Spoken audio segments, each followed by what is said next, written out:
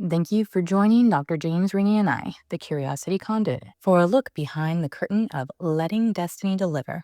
With 47 years of experience as a practicing psychotherapist, Dr. Rini brings profound insight into the dimensions of consciousness. I bring my own lens as a retired law enforcement officer, now immersed in the study of psychology. Together, we invite you into a dialogue where destiny meets awareness and curiosity leads the way. Today, we will discuss the seventh pathway, which falls under action. This conversation may lead to feelings of inspiration and curiosity, and it could also create some inner movement. That's all welcome.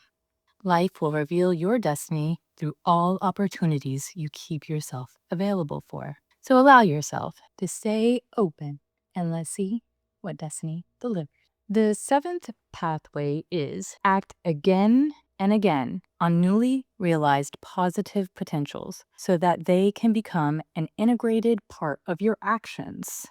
What are newly realized positive potentials? Well, you've heard the expression, can't teach an old dog new tricks. Yes, I have heard. Okay. So another way to put that is you can rely on neurological tracks of long duration much more so than newly acquired ones. And the reason for that is because they become neural pathways and they're integrated and you can almost do them automatically and effortlessly. So if can rely on neurological tracks of long duration more so than newly acquired ones, that's why we need to repeat newly acquired ones so that it becomes a neurological track. You know, people like to say, oh, you do something for so many days, it becomes a habit. So another way of putting it is it becomes a neurological track.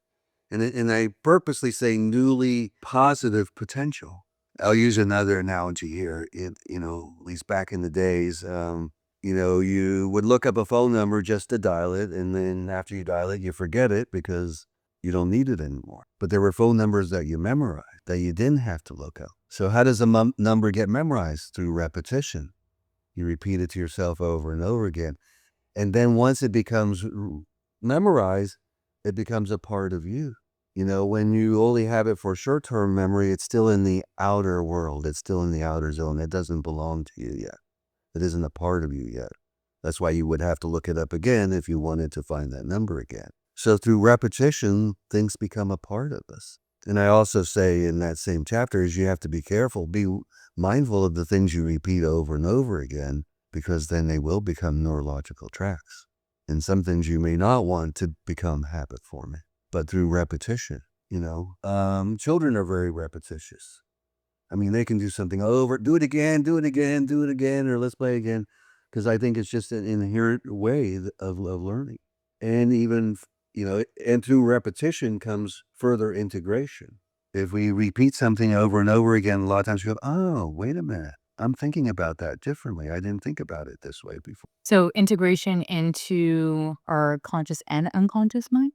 That is a good question. Yes, that is a possibility of the integration. But the integration means that it is working in tandem with other parts. Okay. Unlike when you're confused, that's not integrated. That's disintegrated, decreased integration. So when a client, I've said this before, I'm sure, leaves here saying, I feel better, that means they have increased neural integration as a result of the dialogue. If they leave feeling better, then worse, then they're feeling decreased neural integration. What I've said is confuse them more rather than help them make sense out of what. So as you were talking about the repetition, it involves the use of repetition so that you can take information to higher levels. When it talks about higher levels, what do you mean by that? Is that where you're talking about the integration or higher levels where? Somewhere in your subconscious? What do you mean higher levels? Higher levels of awareness.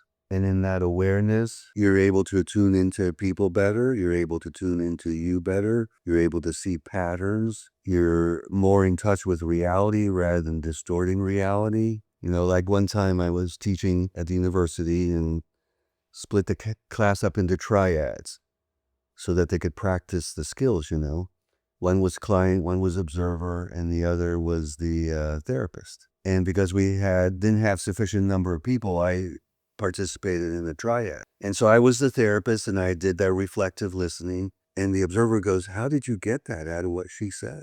Because, and it was accurate. So that's a higher level of awareness because she totally, it's like a joke. As a parent, you go take your kids to animated features, right? But there are always things that are said that are on the adult level. The kids don't get it because they don't have that higher level of consciousness, you see? Just to use that as an example. So the adults can enjoy the hidden meanings while, and enjoy the cartoon along with the child because it has some adult content, but the child doesn't know that because they don't get the additional meanings or the deeper meanings that something can have.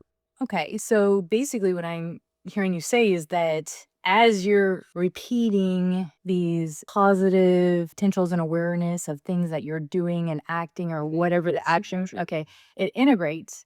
And as it's integrating, your awareness level becomes larger, broader. Yeah, like here's another example. When I would study, I would study in order to learn, all the information. And I would use repetition to learn. And I knew when I learned it because I couldn't stand to repeat it one more time. But here's my point. In repeating it, I could see how it all fit together. Before it was just a list of facts. But through that repetition, I could now see the forest, not just the trees. And that's an example of a higher level, taking it to a higher level is now, oh, I can see the bigger picture. Like somebody may describe you, but that isn't going to be this, give me a list of your features, but that's not going to be the same as looking at your face because then I can see the whole at once. Okay. So through repetition and integration, we achieve wholeness. Wholeness. Yes. And wholeness is something we want to achieve. At what point, though, does it become wholeness? Well, it depends on what it is. The realized positive potentials that are newly acquired.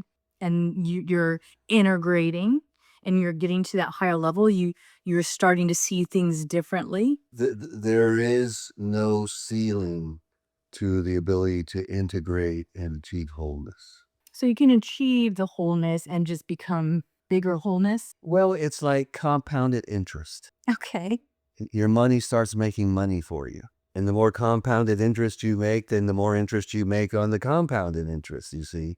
So wholeness is like that. It is higher levels of wealth. Only the wealth is knowledge and understanding and awareness and wisdom, because wisdom is usually referred to with old people because through years of life, you get enough repetition that you then are able to integrate. It's not just knowledge, it's now wisdom. It's a transformational process. It's an excellent example. So moving on to this next quote. Repetition should promote the transformation of a person's potential. Otherwise, it just represents sameness or being stuck. What would be something you would tell somebody that you recognize is in that stuckness or in the sameness? That's not necessarily a healthy place for them to be, or maybe it's not necessarily totally dysfunctional, but they want to go higher, have a higher awareness. Okay, well, I mean, you can say different things to different people, but the cliche these days that kind of captures what I'm saying is insanity is doing the same thing over and over again, expecting different results. Yes. So that's the form of repetition that just produces sameness. Yes. Okay, there's no growth. Okay, and being stuck like that eventually leads to despair, as opposed to consistency. That's a form of sameness, but that's positive sameness. Like many years ago, I went to this cafeteria. I would eat there every day. And one of the people that worked on the line there goes, you're always so nice. She goes, other people come in here, some days they're nice and sometimes they're not. She goes, but you're always nice. But see, that's consistency, okay, rather than sameness, okay, because it's positive. She was saying that as a positive thing, as a compliment to me. Well, it was probably very nice for her to have. She'd probably look forward to you coming through because And bright about her day, yeah, it's true, positive energy coming through. It is. It's super nice, especially when you have people who don't acknowledge you as a worker or anything like that. But So, and I'll use this too, because I think, like working out, lifting weights, exercising requires consistency. yes, it does. So that's how you get results is through consistency. You're not going to get results through inconsistency. Even if you lift really heavy or whatever, you're not consistent, you're not going to get results. That's right. So that's a different kind of sameness is that consistency. No, and what I would say to that, for people who want that 8-pack, they have no problem going to get that consistency.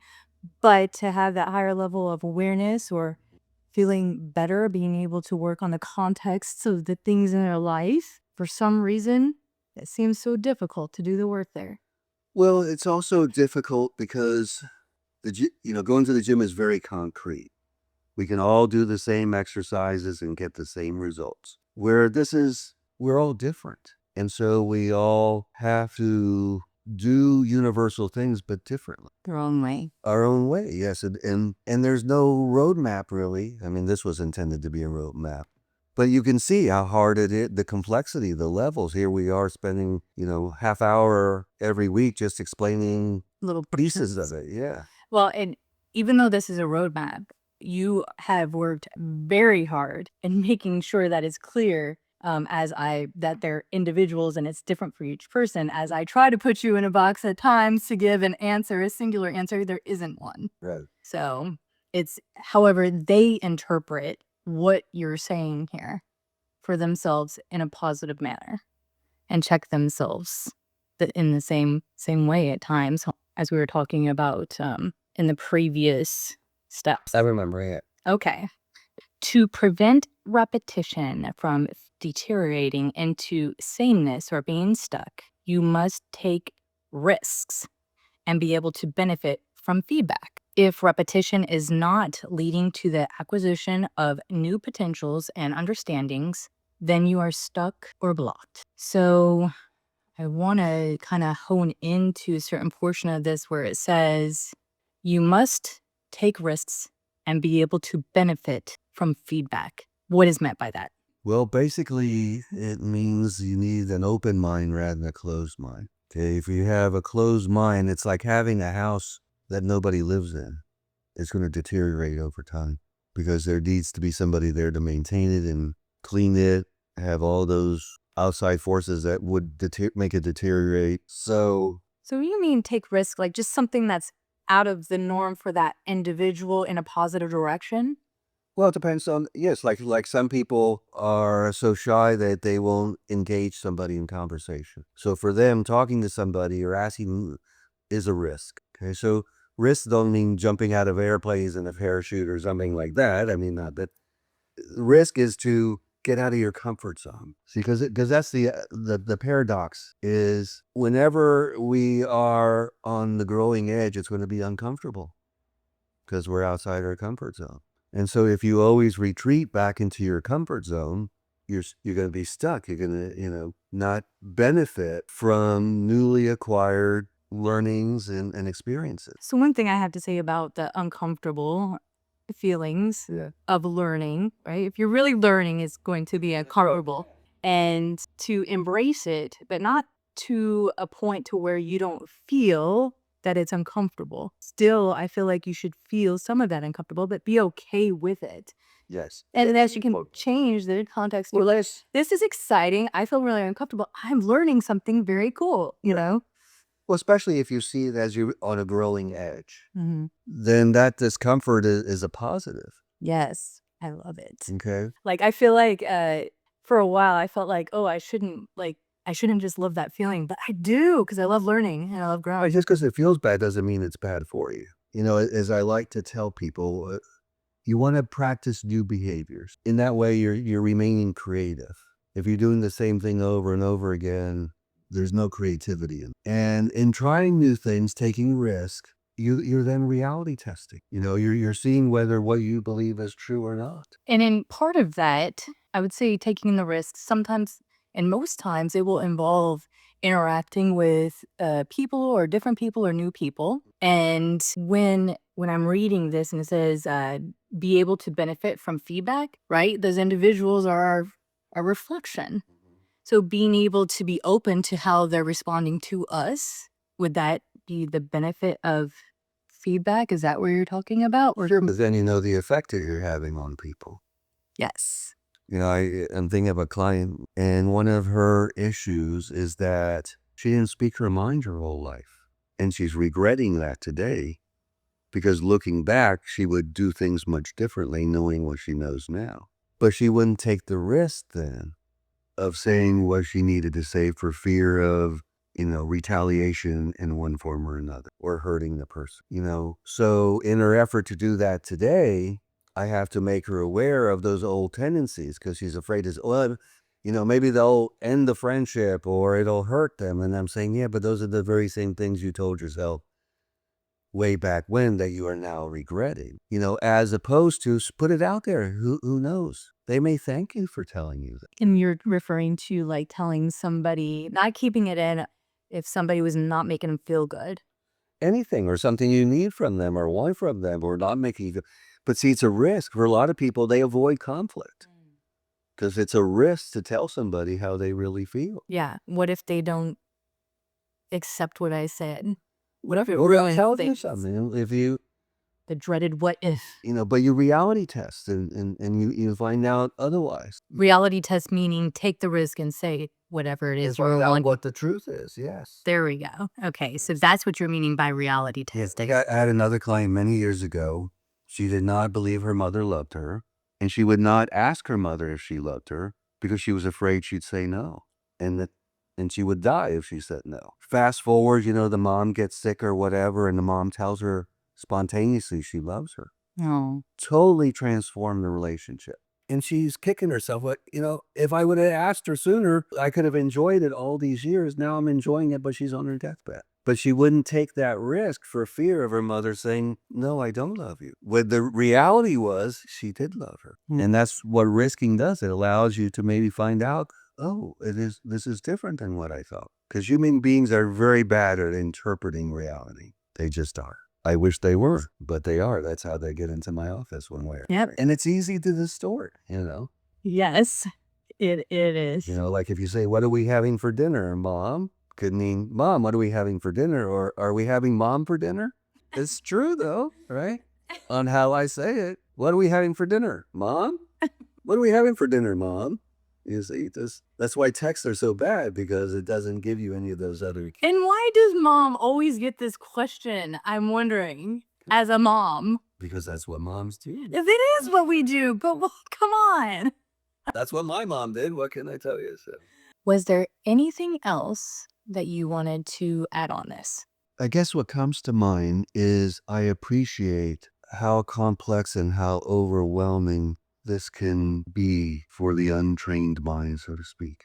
I very much believe that it's worth the effort, and through repetition, it'll come together. Because that's what repetition does. It does. It does. But you got to choose to do it.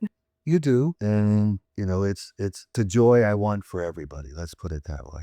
Me too. I want everybody to be healthy. I want everybody to be happy. When I first started making sense of things, it's like, oh, I want to keep that a secret because I don't want everybody to know what I know. But then I reached a point, no, I want everybody to know this because it's good stuff. And it's, very rewarding, and it makes them happy. It improves the quality of life. Yeah. And because I don't know who's listening to this, it is presented in its totality. Like with a client, they can come in and sometimes you just say one thing and it totally puts them on the right track. It was the right thing at the right time that they needed to hear. And but you can't do this because I'm not talking to an individual. That then lets me fine tune what I was saying and, be much more precise so that it has a much more powerful effect. See, I disagree with you. I think you are talking to them. You just don't know who. I don't know who, you're right. But you are. And it's all part of a larger thing that I can't wrap my head around. So. But it's something I wish for everybody. So I guess I'll use this analogy in terms of what I've cooked up here. Never cooked for somebody else. Like, come on, not even a little, like eggs. No, never. I microwave. Okay, microwave is cooking. That's warming it up, really, is what it is. Yeah, this is, okay. But here's my point. Okay. Someone who feeds you wants you to really enjoy what they've cooked for you. They want to please you. They want you to have the pleasure of something they've made. And a lot of times they make it with love, which adds a whole nother ingredient to it. Okay. So the same thing here. I've cooked something up that I think is delicious and I want everybody to enjoy it, and it's made with love. And it sounds so good. And I guess you have to develop a taste for it. That's the thing. Yes, that makes sense. I like that. Wow. But if you just listen to it over and over, it will make sense at an unconscious level. And then that unconscious sense will be automatically transferred to your conscious mind. And then like reading, writing, and arithmetic, you can do it automatically and effortlessly because you've learned, the alphabet, so to speak. Anything else? That's it. That's it. No more. Are you sure? I'm done. Okay. No more Put a wisdom. fork in you. Okay, he's done. Thank you for joining Dr. Rini and I on this journey behind the curtain of letting destiny deliver. Join us next time as we will discuss the 8th pathway listed under action. Remember to subscribe and like, and questions or comments are welcome below. Now ask yourself, what part of your life might destiny be trying to speak through right now? Keep exploring, stay curious, and remember, destiny isn't something you chase, it's something you allow. Until next time, be well.